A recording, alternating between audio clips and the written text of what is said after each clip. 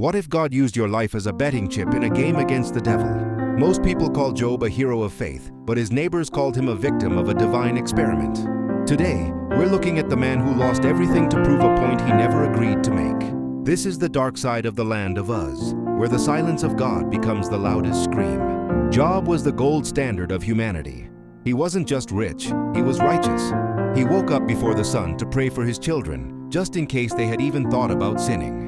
He was the man everyone wanted to be, until the day the sky turned black. In a single afternoon, Job went from the throne to the ash heap.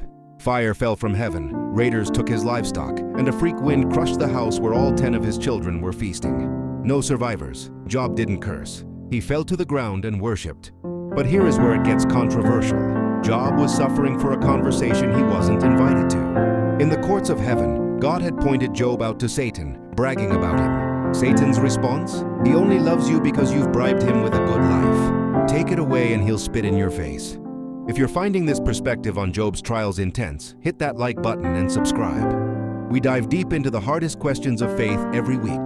As Job sat in the dirt, scraping his skin with broken pottery to soothe the boils covering his body, his wife looked at him with eyes full of grief and rage. She said what everyone else was thinking.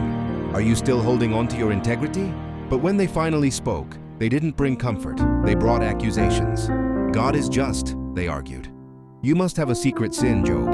God doesn't destroy innocent men. They turned his pain into a court case, demanding he confess to crimes he hadn't committed. Job's agony wasn't just the loss of his kids or his wealth. It was the terrifying realization that his good God felt like an enemy. He demanded a trial. He screamed into the whirlwind, "Why me?" When God finally answered, he didn't apologize. He didn't explain the bet with Satan. Instead, he asked Job, "Where were you when I laid the foundations of the earth?" He reminded Job that the universe is vast, dangerous, and far beyond human logic.